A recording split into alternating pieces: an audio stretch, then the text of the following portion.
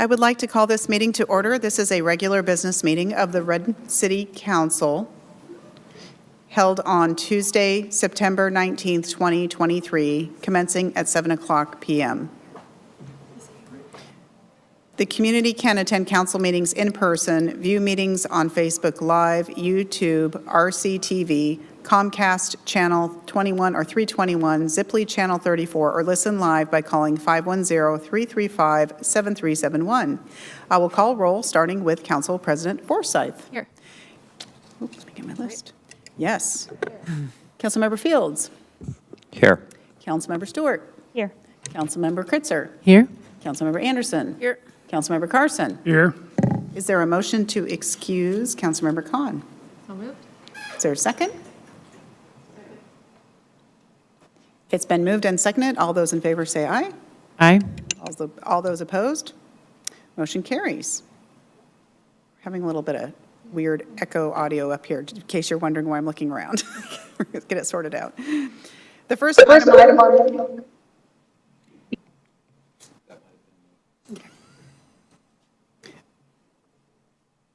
The first item on the agenda is items from the audience. Speakers have 4 minutes to address the council. Council members generally will not respond to comments or questions directly at the meeting. Members of the public are welcome to email the council anytime at mayorcouncil@redmond.gov.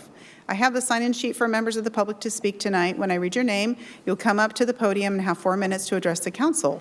The views stated by members of the public do not represent the opinion of the City of Redmond. As a reminder, RCW 42.17a555 prohibits any public comment during the council meeting in support or opposition of ballot measures or candidates. And no one has signed up to speak remotely. We will start with Brian Robertson, then Aparna, and I'm always just Aparna. And then Michelle Drovdahl, then David Morton. Brian Robertson? Thank you.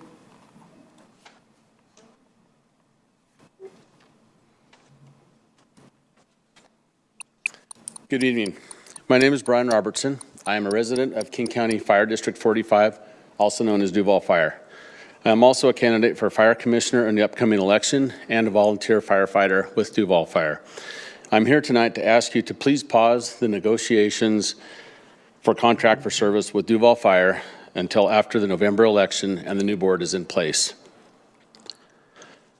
When the current board first proposed looking to neighboring agencies for a contract for service, they assured the community that the process would be based on facts and would be a transparent process. It has been anything but.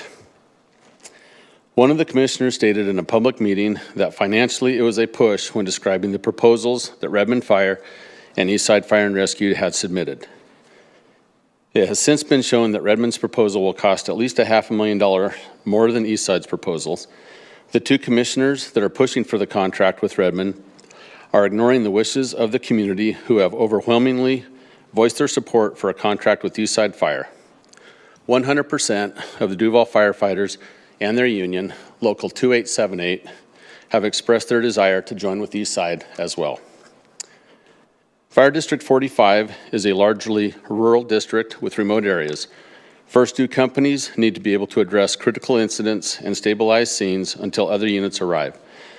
Duval Fire has the equipment and training to do so. At Duval Fire, we are trained to handle such calls as water rescue, water tender operations, wildland firefighting, and vehicle extrications with our first due companies without waiting for specialized crews. As a firefighter, I cannot imagine being on scene and telling a critical patient that they will have to wait for a rescue company to get them out of their vehicle. I have nothing but respect for the men and women of Redmond Fire and have been on many incidents with them, but I believe at this time, Eastside Fire is a better fit to contract with Duval. Again, I ask you to please consider pausing the process until the new District 45 Board of Commissioners is in place. Thank you. Thank you. Next is Aparna, then Michelle Drovdahl, then David Morton, then Jonathan Manabusen, I think.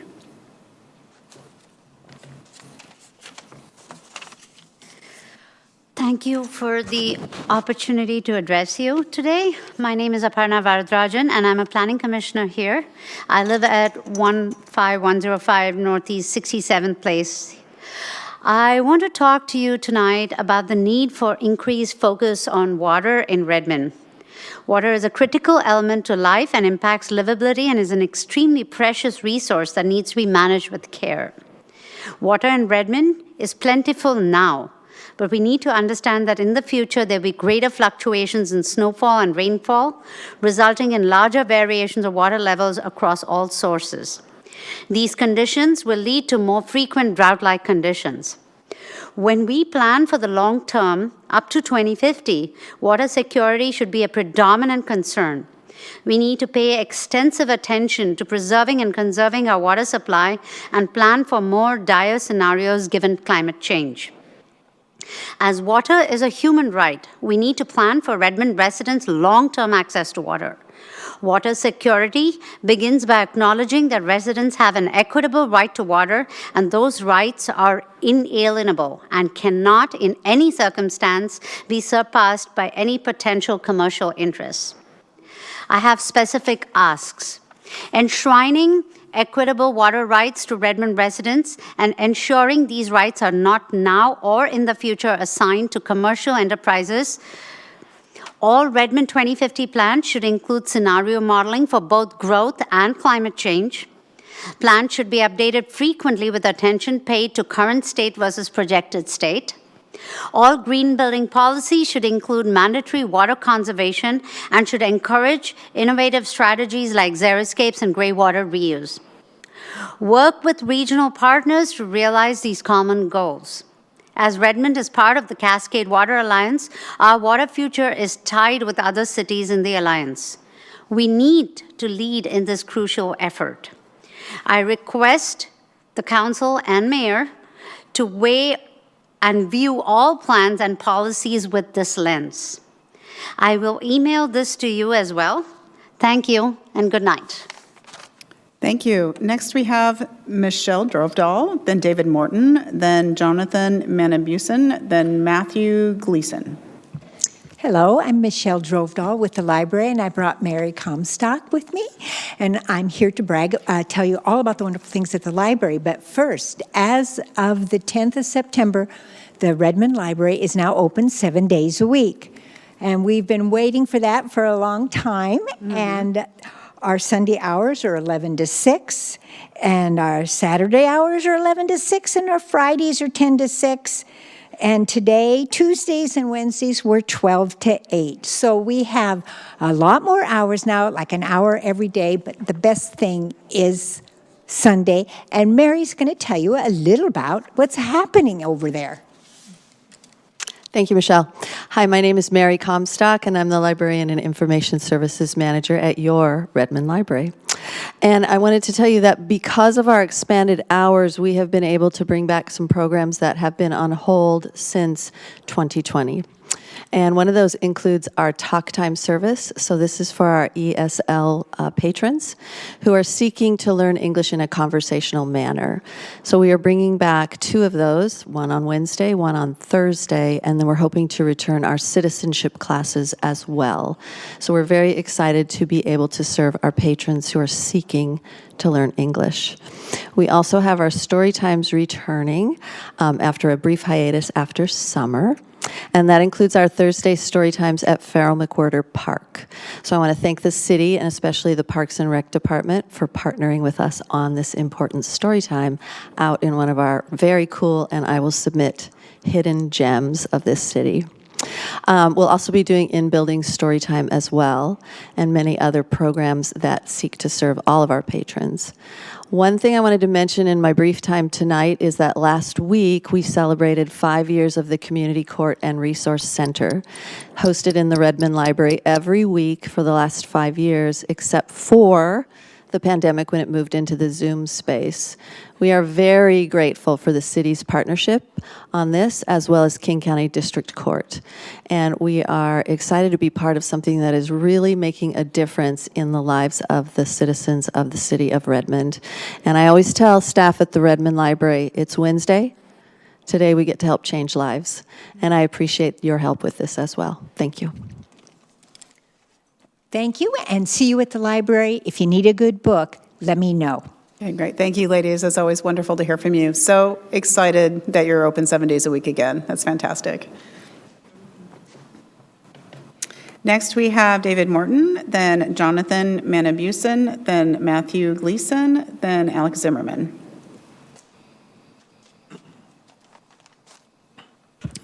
Good evening. I'm David Morton. Shortening the public speaking time limit from 4 minutes to 3 minutes during items from the audience at Redmond City Council meetings comes with both advantages and disadvantages. Here are some pros and cons to consider. The pros of a 3-minute limit include, first, efficiency. Shortening the speaking time to 3 minutes can lead to more efficient council meetings. With numerous participants, each having less time, meetings may be more streamlined and less time-consuming for both the council and attendees. Second, increased participation. A shorter time limit might encourage more citizens to participate in council meetings. Some people may be hesitant to speak for 4 minutes, but feel more comfortable with a shorter 3-minute time limit. Third, equal opportunity. A 3-minute limit may ensure that all participants have a fair, equal, and inclusive opportunity to address the council. It may allow a broader range of voices to be heard. And fourth, focus on key points. A shorter speaking time might encourage speakers to be more concise and focused on their main points, making it easier for the council members and the public to understand their concerns. The cons of a 3-minute limit include, first, limited depth and detail. A shorter time limit restricts the depth and detail with which speakers can discuss complex issues. Some topics require more time to provide sufficient context and arguments. Second, limited engagement. Longer speaking times can facilitate deeper engagement and conversation between citizens and council members. Shortening the time limit to speak may discourage in-depth discussions and interactions. Third, discouraging participation. Audience members who have valuable insights but feel rushed and need more time to express themselves effectively may find that a shorter time limit discourages them from participating in meetings. Fourth, perception of limiting free speech. Some speakers may view a shorter time limit as an infringement on their right to free speech, and they may feel that their concerns are being rushed or dismissed. Fifth, risk of unresolved issues. With less time for discussion, important issues may go unresolved or not receive the attention they deserve. This can result in decisions being made without fully considering all available information. Ultimately, the decision to change the speaking time limit from 4 minutes to 3 minutes should be based on the specific needs and dynamics of Redmond City Council meetings, as well as the goals of promoting the engagement of audience members and efficient governance. It's important to strike a balance between ensuring a fair opportunity for people to voice their concerns and maintaining the efficiency of meetings. It may also be worthwhile to consider alternative solutions, such as setting a time limit of 3.5 minutes. But regardless of the time limit, people who want more time to speak will simply form a tag team of consecutive speakers. It may be valuable for the council to gather feedback from members of the public and carefully weigh the pros and cons before making a final decision on this matter. Thank you.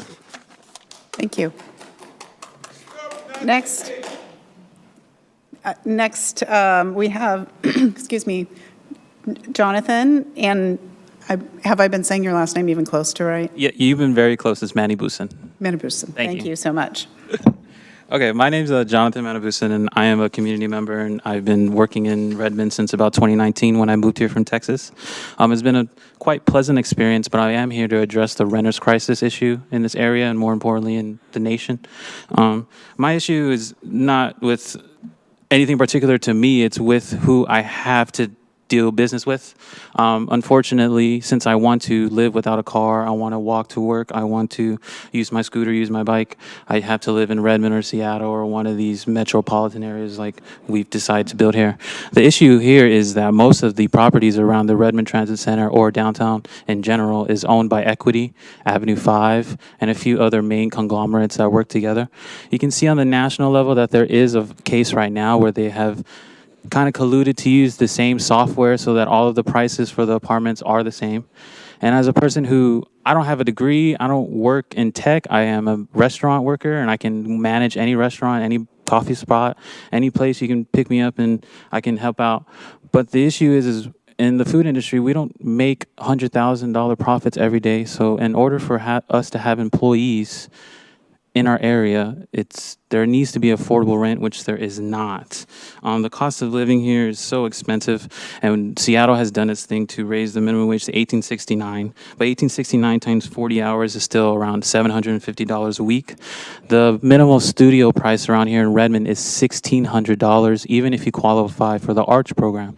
Now, the Arch program is okay, and it did help me when I got here, because when I got here, I did not choose to follow a job that gave me more money for my experience or anything. I just wanted, because COVID happened, I got stuck at Whole Foods and I needed to work at whatever rate they wanted to give me and whatever rate I could accept, which was $17. And at that time, I did qualify for Arch, but once Whole Foods offered me a management position or a supervisor's position, which pushed me over the Arch limit, I could then not afford to live in Redmond at all. And the reason I could not afford to live in Redmond at all is not because there's no places to live, which there are places to live, they just don't provide the right amount of money that should be given for a place to live. And I said that very badly, but the price of rent overall, even if you try to find a family that's renting out their house, is extremely unfair. Everywhere you go, we can go to the QFC right down the street. It says they pay up to $21.50. Up to $21.50 doesn't even provide for any amount of money to provide for any type of studio or any type of, there's a few places in here where you don't even get a kitchen in your place. You can live in a place where there's a shared kitchen and a shared studio, all these shared things. But at the same time, I just want to address the renters crisis because it is a human issue, it is a sheltering issue, and it isn't just attacking or holding down the homeless already. It's attacking the young generation. And the young generation, I'm 30 years old. I'm at the prime, as what they say. I would be making my money. I'm going to make only a little bit more, and then I'm going to start going down because I'm heading towards retirement. But I would like to ask this council to please expand on the Arch program. The Arch program is a basis point that we can work on. It's just the companies and however this is regulated, they only choose to provide within the 70% AMI income bracket. Now that 70% income bracket, I have it right here, is telling me I need to make $60,000 a year. $60,000 a year. I don't even know how many college students that are my friends that have degrees who've gotten a job within the first year that made $60,000 a year.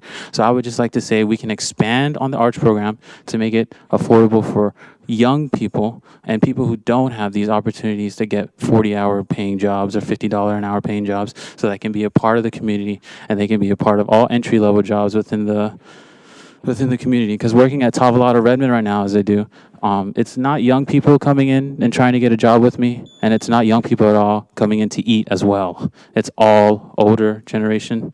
So I just want to say, last thing.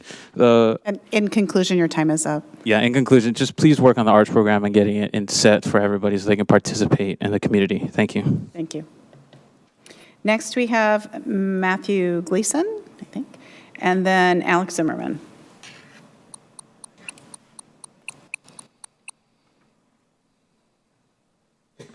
Hi, everyone. I'm Matt Gleason. I spoke to you a few times in a row now. So yeah, I'm with the Stay House, Stay Healthy Coalition and the Transit Riders Union.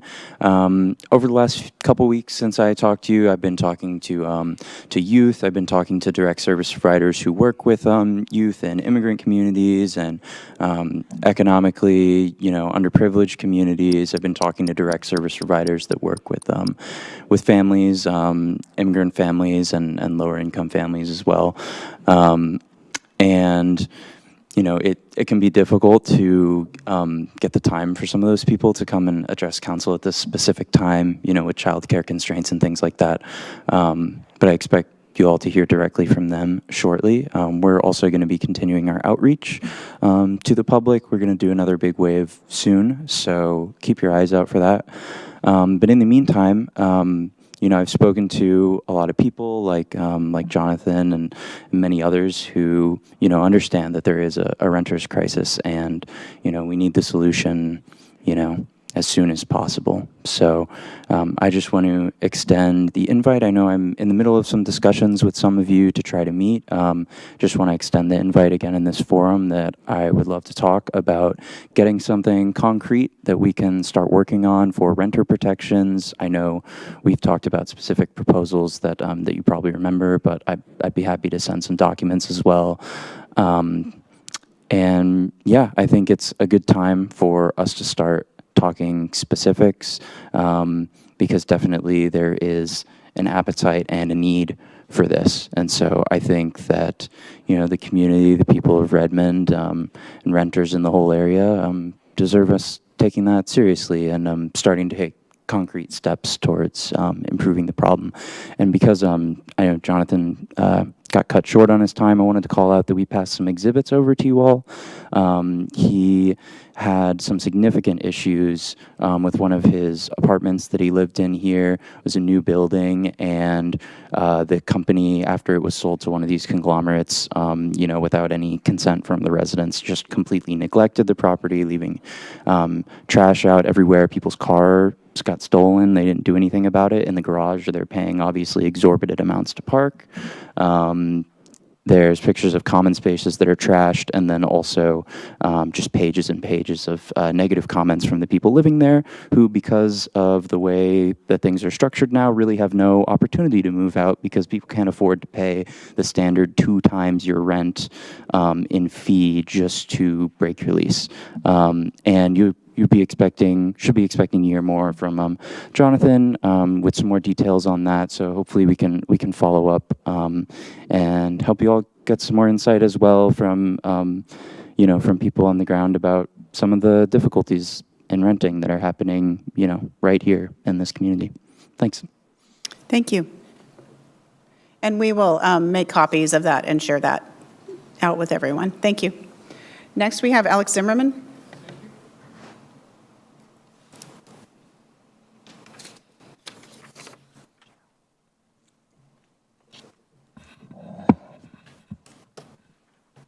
Sieg Heil, dem Nazi Gestapo fascist, a mafiosi bandito who support Iranian Muslim and Russian terrorists. My name is Alex Zimmerman, and I live in Bellevue for 35 plus years. First time I speak in Bellevue in 96. For last 20 years, King Country in Seattle, for my analysis, is #1 fascist city in America. They cut freedom of speech totally. I have 16 trespass from Seattle for 1,400 days. So right now, Bellevue changed rules last week, so we can speak only about agenda. 10 years ago, King Country changed rules, so we can speak only about agenda. Guys, it's a very primitive Nazi Gestapo principle. Officially, Democrat right now are pure a copy of Nazi Gestapo. 85% vote for Democrat. This is exactly same percentage what is vote for Adolf Hitler in 1939. And what's happened? Hitler bring country to total collapse. Democrat bring us to total collapse now. We have collapse now. Look statistic, look inflation, look what has happened with America. You understand what it means? And I don't talking about this idiotic situation when Democrat give $6 billion to us enemy. Come on, guys. Who's this idiot who gives the $6 billion to enemy? Iranian Muslim president talk, I will do with this money what as I want. And everybody quiet. President Biden quiet. And Trump, for my understanding, today this in all internet, you know what this mean? take back from Iran Tory people, you know what it means, without one penny. Guys, we need to stop, and I speak right now to everybody who listen to me. Stop elect Democrat. They are bandita, are Nazi, you know what it means? They destroy us, and I cannot understand why people vote for them. These people like a pay. They are masochist, you know what it means? Pain make him happy. It's not matter how much you have in your pocket, you know what it means, but 85% don't have nothing right now in pocket. I'm talking about dollars, what is we have right now. This political, what is we have from Democrat, dollar can be vaporized. When dollar vaporized, I cannot imagine what's happened. I have experience with Seattle, with Soviet Union. You know what it means? I'm not in Soviet Union when collapse come, but I know because I stay in politica for all my life. It will be nightmare. Guys, stop and acting like a happy cow. Don't be scared. You don't want what? Against? Be quiet. Sit in home. Go to toilet. You know what it means? Safety place. You can think and don't vote for Democrat. Need be idiot, mentally sick freaking for destroying country like Seattle, like a Bellevue, like King Country. It makes this a #1 Nazi pig in America. Thank you very much for your time. Stop and acting like a mentally sick people. You know what it means? My President Trump talking about savage animal with IQ from first grade. This is exactly what's happened. I'm so sorry, guys. I favor Trump because I think he's #1 president for 100 years. What is I know? Maybe for 250, yeah. I'm not too old. Yeah. Guys, this look absolutely idiotic. You know what it means? Support Democrat who destroy us totally. I cannot understand this. I repeat again and again and again. Thank you very much. Items from the audience is now closed. Our first item of business is the consent agenda. Is there a motion to approve the consent agenda? So moved. Is there a second? Second. It's been moved and seconded. Are there any items to be pulled? Councilmember Anderson. I'd like to pull item 9, please. We will pull item 9. Are there any other items to be pulled? Seeing none, this is, we don't need to take a roll call vote. All those in favor, say aye. Aye. Aye. Any opposed? And our consent agenda passes. With the passage of the consent agenda, we have new boards and commission members. Tonight, we will be swearing in Margaret Doman for the Landmark Commission and Aaron Halabi for the Library Board of Trustees. Is Aaron here tonight? Oh, great. Oh, hello. And is Greg Laird here? And at another time, we will be swearing in Gregory Laird for the Parks, Trails, and Recreation Commission. And so the other two will come on up to the podium, and we will swear you in.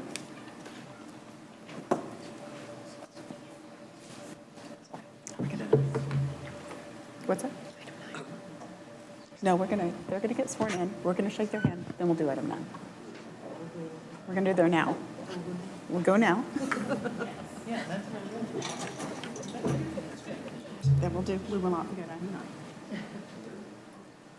I'll be swearing you in. So what I'll do is I'll swear you in both at the same time. So I'll read through the oath, and then if you agree with it, you say I do or I will at the end, and then I'll just have you sign the oaths. Sound good?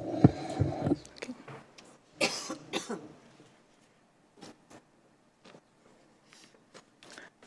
Okay. Raise your right hand.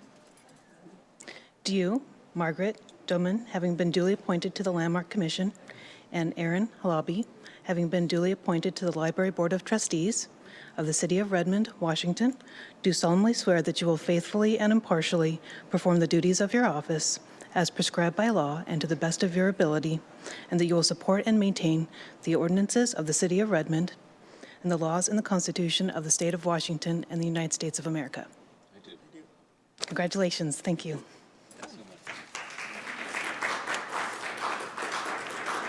You guys can go shake their hands first and then come back and sign.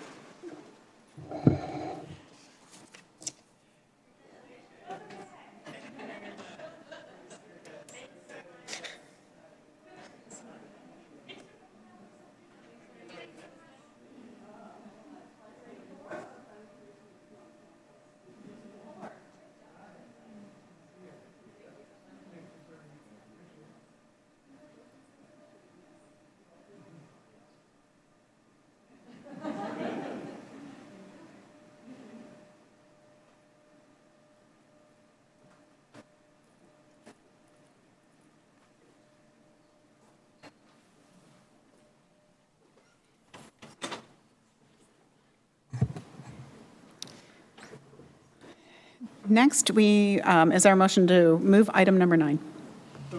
Is there a second? Second.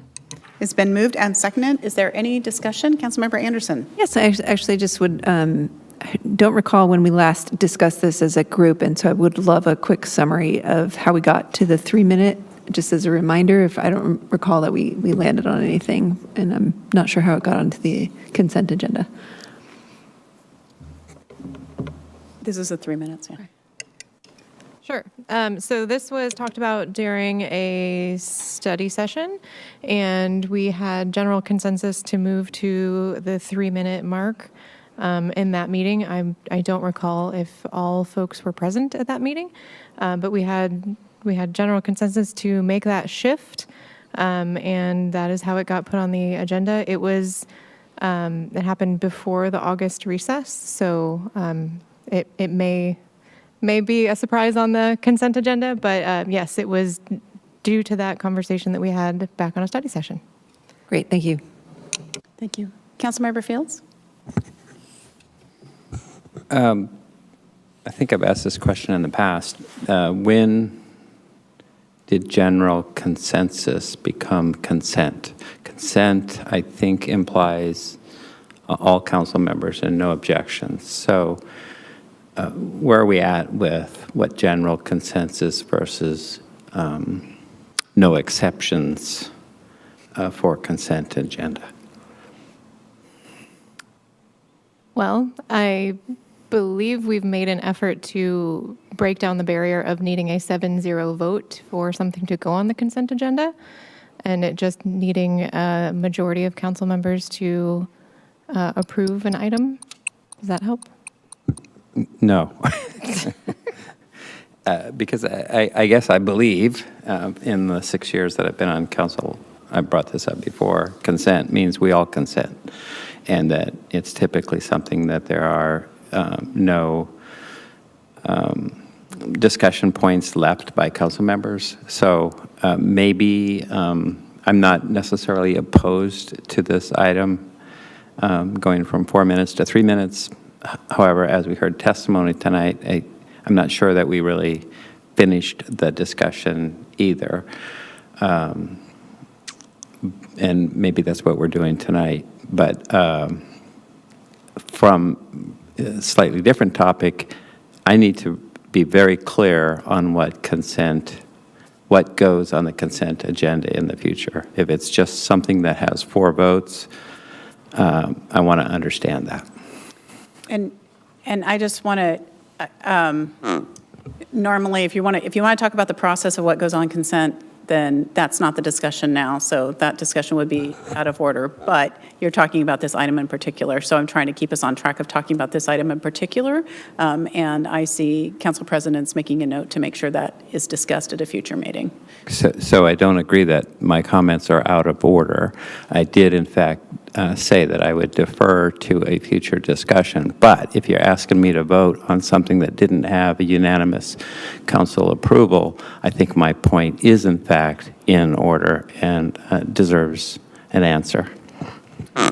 So I'll just go back and say that we've often, when we've had an overwhelming amount of support on a topic, placed it on consent, and the understanding has been for the last at least 2 years that we could, if we wanted to pull the item and vote no or further the discussion, we could then do that. So I believe that is the same process that we followed on this. If we want to have a further conversation about how items get placed on consent, I absolutely can make time for that on a future study session. Thank you. Is there any other discussion on some? Yes, Councilmember Stewart. Thank you. I think I saw some hands over here, but I'm not sure who's exactly. Thank you. I can understand the sentiment of not knowing if the conversation was complete. We did get a draft of the agenda last week, and when I saw it then, I thought, oh, maybe I just was the only one who didn't feel like the conversation was complete. That being said, I do think this is the right move, and I'm prepared to vote yes on this whenever we take that vote, because I do think it is the right move for the operations of the council and balancing the needs of our city and the council and all the folks who need to be heard. Thank you. I think I saw Councilmember Carson. Thank you. So I won't be supporting this. I don't think the conversation was finished. I certainly know that my own views on changing it in the ways we were talking about, I was not on board with that, and still am not on board with that. So, yeah, I think we're going in the wrong direction. Councilmember Kritzer? Yeah, I would say in terms of the conversation, because this was part of multiple study session discussions around our management of the items from the audience, and we talked about a couple different aspects of that. And one takeaway that we had from the last discussion from the council leadership perspective and kind of reflecting on, is there a piece we can move forward that it seemed like I think at that time we had asked council members for their thoughts on it, that people were ready to move forward, was that. There's still continuing discussion, I would say, and happy to continue that discussion about about other aspects. For example, what types of things we want to include within the limited public audience, I believe is the name of what we actually create with that space. And I don't think that seemed like that was like a continued conversation we wanted to keep having. So that's why you don't see that here. It doesn't mean that that's the end of this conversation here.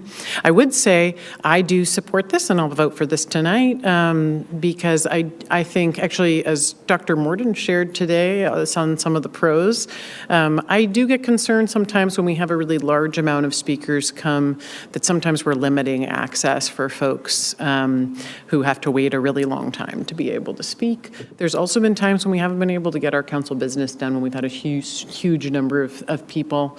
And going from 4 to 3 doesn't mean that people aren't still going to be able to speak. And actually, as Dr. Morton actually noted tonight, if a bunch of people want to be able to make a point, they can each take their 4 minutes and be able to share about that. So there's still a lot of opportunity for people to be able to make their voice heard, while potentially creating a little bit more access for people who might want to come to our meeting, make their comment, and then get home to put their kids to bed, or have other types of things types of needs that would make having a slightly more efficient public comment more accessible to people. So that's my big reason for this, is actually increasing accessibility while also maintaining a good amount of time.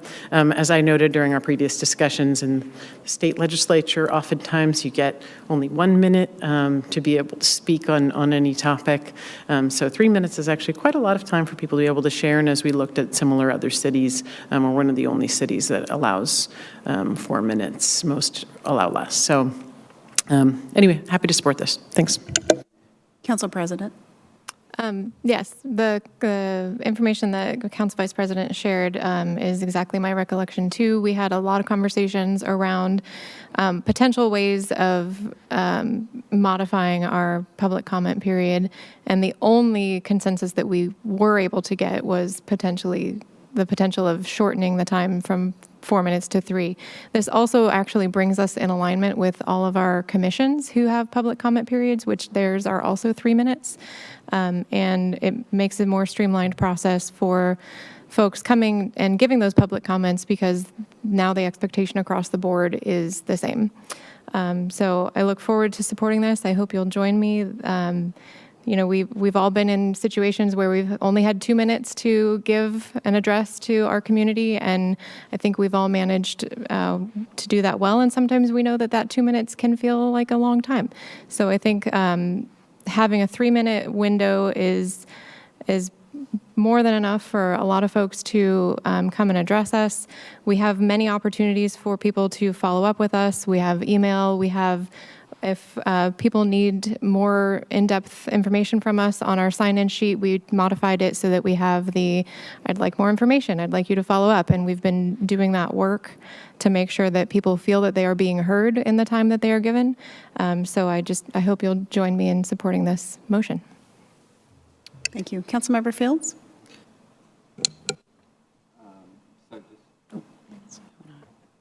Sorry. To reiterate, both of the council leadership has made the discussion that we had plenty of discussion. I don't argue that. I think we've talked about it a lot. But we did have a council member speak tonight and who was very vocal and very clear he was against it. So I'm going back to my consent point. We move a lot of things forward after a lot of discussion, but we don't necessarily move them forward on consent. Again, that's a future discussion. I get it. Thank you, Mayor. I will be supporting this, but I did want to say that neither one of the council leadership arguments were very convincing to me that this belonged on consent. Thank you. Council Vice President. I actually want to say that I appreciate Councilmember Field's point, and I do think, looking back at this, that it probably should have been on new business. So, point taken. I agree. As there was disagreement during the discussion, I think it was more we all agreed we were ready to move forward with it, whether or not we agreed. But I think it's a good point is that if we put something on consent, it means we have actual agreement consensus, not just consensus that we're done having the conversation and ready to vote, which is, I think, more of what we had decided. So thank you for the point, and in the future, at least for my part, I will commit to discussing with the mayor and council president when there's something where we disagree to make sure that gets on new business. Great. Councilmember Anderson, I'm sorry, were you raising your hand earlier too? Sorry about that.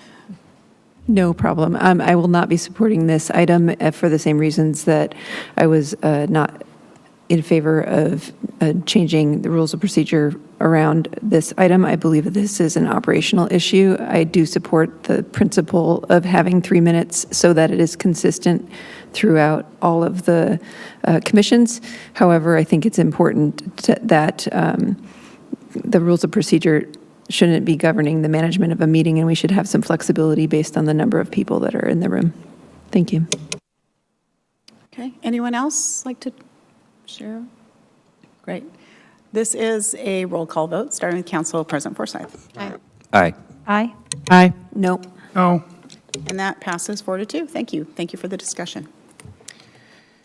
Let's see. Our next item of business is Ombuds report. We have Councilmember Carson. Thank you. Gotta find my folder. Okay, so we have had a couple of emails in the last couple of weeks. We had one that actually came in, I think I reported it out before, about the backup generator for City Hall. And I was able to get a staff response, and today just replied to the requester, and I hope it's sufficient. I think basically he was commenting on the emissions of the generator, and it is a diesel backup generator which produces exhaust, and it has to be tested weekly. So, and he happens to be noticing it, and so I think it should be satisfactory. I'm not at all positive of that yet, but and then there was a noise complaint that we had, actually, that I reported out last time as well, and I was actually woken up in the middle of the night about a week ago and tracked down where the noise was coming from. And it was one of our construction sites, and staff has addressed that issue. They actually do have we've granted a variance, but they're not supposed to make noise, even though they're able to work that early. It's like 6 a.m. is when they can start work, but the noise thing is still in place. So anyway, they've been notified that, you can't be dumping loads of materials on the ground and because it literally woke me out of a dead sleep. So, but there are a couple of other ones that were reported that I'm kind of figuring out exactly what they are, and that the requester sent me some supplemental email on. And I'm trying to think if there's anything else. Looks like I had one person contact me about the housing element on 2050, and I'm set to meet with them sometime this week. I think it's just a stakeholder on council member kind of situation. So, and that's all that I have for the last 2 weeks. Thank you. Council President. Thank you. I had one that I just remembered from August where I received a phone call requesting an update about when 202 would finally be paved, and that is actually a WashDOT project. So that I was out that way today and noticed that it has started being paved. So that was what reminded me that we are on track, and there was no responsibility of the city on that, but yet the city was definitely putting pressure to get that done faster because it's been a while that has been unpaved. Also, I received a complaint about RPD speeding through town late at night, talking like 10, 11 p.m. I will be reaching out to police department about that issue. I've been working through a code compliance issue with a resident over on Westlake Sammamish, and we had some good resolutions today and conversations today, and I will be meeting with Chief Shepherd to figure out some other potential resolutions for emergency situations and accessing that resident's home. And then I met with community to hear some thoughts on 2050. Thanks. Thank you. Any other? Let's see. Oh, Councilmember Carson forgot one. Sorry, there's one I forgot because it wasn't in my sent items because it was a voicemail that came in, and it was about the very topic that Councilmember Forsyth mentioned about the paving, and I think it's actually a Sammamish resident that is complaining that his vehicle's taking an inordinate pounding from the construction, and part of that is certainly WashDOT, and I think to some extent also Sound Transit's project, but then we have the little end piece of it that connects with East Lake Sammamish Parkway. So it's a very complex project, and thankfully it looks like, and I did notice that one full lane had been paved today, and so that is very exciting for vehicles all around the area to not be enduring that. And so I will call him tomorrow and let him know that it's being addressed. I actually spoke with him a couple of weeks ago, so no need to call him back. So I don't know if it's the same one. Right. We'll talk. Compare notes. There you go. Thank you. Councilmember Stewart. Thank you. Since we're sharing about cool projects that are with our WashDOT partners, the 148th eastbound on-ramp onto 520 has been repaved, and it's awesome. So there you go. Okay, so I had 3 visitors to my office hours this week. An individual representing the development community in East King County. She had some feedback on Overlake and some questions about the urban centers. And then 2 members of the public who wanted to further discuss the community health program and the crisis responder models. As a note, there are 2 dates in the rest of the calendar year that I'm unable to hold my office hours. One is October 12th and one is November 23rd. That is a Thanksgiving holiday. So I have posted those on my council bio on the city website. I spoke with some neighbors about housing issues in Redmond 2050, and last week I attended the Southeast Redmond Park neighborhood meeting. Council received that invitation from Director Hamilton, and it was a picture-perfect, Leslie Knope would be so proud kind of evening. So this is as the mayor spoke of in her remarks, this is a wonderful opportunity for the neighborhood to be a part of imagining what the future of that park will be. Carmen, Amanda, Caroline, and Zach all did an awesome job producing a conversation where neighbors felt really heard, and they learned how to stay engaged through the process. And every question I didn't know an answer to, a staff member certainly did. So it was just really great conversations, a lot of great connections. The ice cream truck was a huge hit. Some of the themes I heard most, just by way of preview, I'm sure that's all coming down the pike for us, but I heard a lot of interest in park features that engage teens as well as young children, interested in balancing the need for sports courts, and also not creating a noise issue for the parks closest, or the homes closest to the park, and a lot of love for what the park already offers and should be maintained, like open space, green space, and just really fantastic views.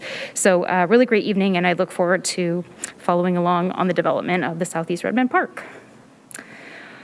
I also met last week with Lisa Figueroa to discuss emergency preparedness. She's offered to meet with all of the council members on that. And I attended the Together Center grand opening with the council president and the mayor as well. Of course, it was nothing short of an inspirational day, and that was a lot of fun. So thanks so much. Thank you. And going back to the Southeast Redmond Park, I cannot gauge how many people were there. We did use 180 ice cream tokens, so there might have been double dippers, but generally it was probably well over 150 people there, so it was pretty amazing. Council Vice President. Well, thanks for all the great ombuds report. Very exciting to hear about that meeting. I'm super excited about the development of that park, since I have also heard a lot from residents about the need there. So wonderful. Actually, so one of my ombuds reports is that same night, I was asked to speak to the group at the Community Action Training School, which is run by Mid-Sound Fisheries Enhancement Group, which is a group that's actually funded via RIA 8, so something that our city contributes to, that runs this program that gets residents from across the Puget Sound who really want to be more active and knowledgeable about their engagement with watershed health as well as salmon recovery. And they do a months-long program to be able to really learn about it, as well as to develop local stewardship projects in each of their different cities. So there are folks that live in Redmond that do this, folks from Shoreline, Seattle, and they're all kind of collaborating all across, Kirkland, Renton, so it really covers a lot of the RIA region. And anyway, they asked me to come in and speak to them about the ways that they could make a difference in local policy and in connecting.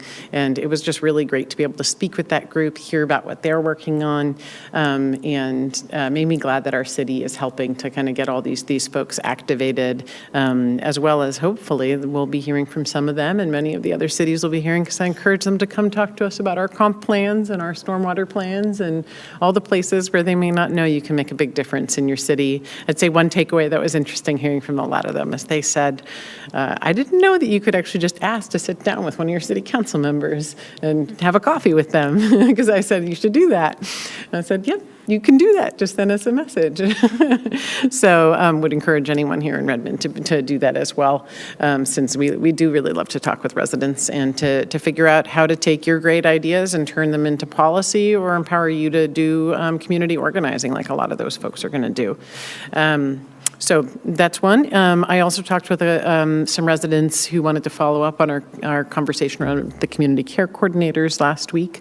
I also received a question from a resident who wanted to be able to weigh in about our pop-up dog park program, but I think hadn't been able to make a city meeting about it, and I directed her to our city website, where we still have a Let's Connect survey on that. So if folks want to keep weighing in, looks like, I don't know, it seems like the pilot is going through October. I'm not sure how long that survey is going to be open, but it's still open there. She was excited to be able to weigh in on that. And then lastly, I was able to attend our Welcoming Week event at the Together Center in their beautiful new big space, Bridging the Gap, Addressing Housing Disparities in East King County. That was put on by Eastside for All, as well as some other groups. Got to hear from our own Jeff Churchill on one of the panels, which was great, and some other folks. And in particular, we got to hear from the author who wrote Just Sustainabilities, and just wanted to share like a couple of thoughts that I think were shared in that was really interesting for us to think about, because it was really thinking about the work we do in planning and how that is connected to how we create more sustainable and equitable cities. And I think one of the things that they said was to think about, it's time to measure what we want to be. So the way that we do set metrics on the type of planning that we do is really thinking about kind of who we want to be and what we want to become, and the type of city we want to be. And I think that's really key. And then secondly, kind of thinking about planning from a reparative perspective and thinking about the histories of our communities, and in particular around housing, how that's created inequities, and how actually the planning work we're doing today is a part of a process of reparations if we decide we're going to be bold about the way that we plan for a very inclusive city. So anyway, that just struck me, and I wanted to share that with my fellow council members, since we're in the midst of doing this comp planning. And even though though, all kinds of people were at that event, it spoke to me as a policymaker to say we have some big responsibilities in the work that we're doing in the time ahead. And hearing from folks at that event, there was a lot of interest from folks in our community to see us be bold and to really make sure we build for an equitable and inclusive city. Thanks. Thank you. Councilmember Fields, sorry. Thank you, Mayor. Councilmember Kritzer just reminded me and somewhat inspired me to bring this up. I met with the chair of One Redmond yesterday, and one part of that discussion was the discussion we've had many, many, many times over 2050, and that is the number of jobs in the proposed current status of the comp plan in downtown Redmond versus the One Redmond recommendation of 4,100 and some odd more jobs than what's in there now. I pressed him to answer this question, and I'm bringing this up because I think, as Councilmember Kritzer said, I think we need to have a vision discussion. What does that mean besides a number on a piece of paper? And ultimately, it became a discussion about 12-story buildings and the number of 12-story buildings that are needed. I would ask our council and I would ask our staff that when we have these discussions in the future, let's talk in terms of consequences and impacts and outcomes and vision, not just the very detailed numbers. So I thought that was an interesting discussion. May not fit into ombuds, but I did it anyway. I think it's a fine conversation for ombuds. So. Any other ombuds items? Seeing none, any committee reports? Council President. Thank you. Real quick, I attended the East Trail spike removal ceremony up in Woodinville with Congresswoman Del Bene and representing and giving them a large check for the continuation of that project. This was one of the final missing pieces. So this is really making us get this project really, really moving, and it's going to happen. So it's very exciting. Also attended the Welcoming Week celebration in Kirkland for East Trail and East Side for All. There's a little art exhibit at the brewery right there at the Google campus on the East Trail connection.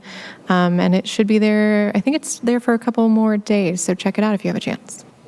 Thank you. Councilmember Stewart. Thank you. I attended the Joint Transportation's committee meetings through the board meeting through the Eastside Transportation Partnership.